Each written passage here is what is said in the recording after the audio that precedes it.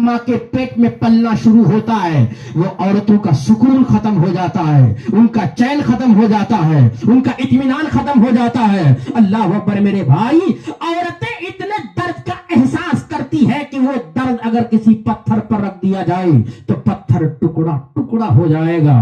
तुम सीना तान के कहते हो कि माँ बाप ने हमारे लिए क्या किया है। सीने का दूध खून की शक्ल में, खून को दूध की शक्ल में पिलाने का काम तेरी माँ करती है। एक बाप तुम्हारा हिंदुस्तान में पेट नहीं भरा तो अरब चला गया, दुबई चला गया, अमेरिका चला गया, ऑस्ट्रेलिया चला गया, ताकि वो अच्छी कमाई वहां से करके लाया, तुम्हारे लिए अच्छी जिंदगी, तुम्हारी जिंदगी को बेहतर बना सके। एक बाप खून पसीना बाहर में इसलिए जलाता है, अपनी जवानी की कुर्बानी परदेश में कर देता है ताकि उसके बच्चे आराम की नींद सोए। वो तो झोपड़ी के मकान में, फूस के मकान में रहा, लेकिन वो ये नहीं चाहा कि उसकी औलाद फूस के मकान में रहे। उसकी औलाद रहे तो महल में रहे, उसकी औलाद रहे तो बिल्डिंग में रहे, उसकी औलाद रहे तो पक्के मकान में रहे। तो बाप ने अपनी जवानी की कुर्बानी पेश कर दिया। सीना तान के तुम बाप को आंख दिखाता है, अपनी माँ के सामने जबान खोलने का काम करता है। अल्लाह अकबर मेरे भाई, हाजीपुर के इलाके में मैंने ऐसे ऐसे मनाजिर देखे, दिल की दुनिया बदल गई देख करके।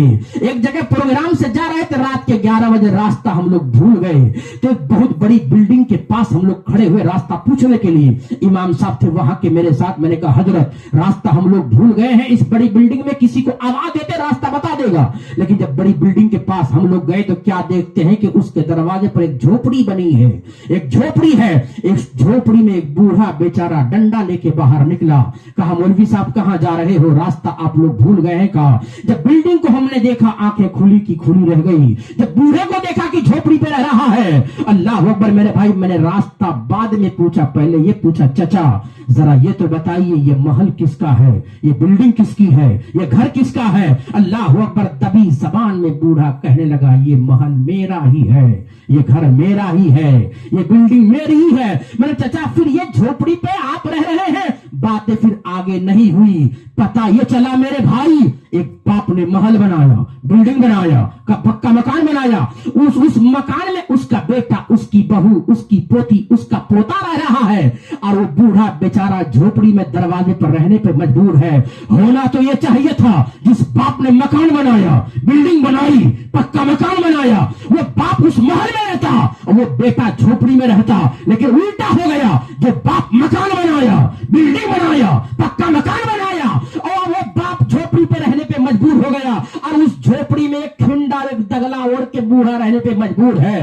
बेटा सोफे में, बेटा गद्दे में, बेटा एसी में, बेटा कूलर में। और एक बाप जिसने एसी कूलर का इंतजाम किया, वो बाप झोपड़ी पे रहने पे मजबूर हो गया। होना तो ये चाहिए था बेटा खुद तो झोपड़ी में रहता, अपने बूढ़े माँ बाप को कालीन में सुलाता, उसे गद्दे में सुलाता, उसे महल में रखता, एसी और कूलर का इंतजाम करता। लेकिन ऐसा नहीं है, जब बाप मेहनत करके, मशक्कत करके महल बनाने का काम किया। लेकिन ऐसा कलयुग जमाना आ गया, ऐसी लोगों की सोच हो गई कि बाप झोपड़ी पे रह रहा है, बेटा महल में रह रहा है। अल्लाह पर मेरे भाई, बात करूंगा तो बात बढ़ती चली जाएगी। तारीख उठा के तो देखिए, एक हमीदा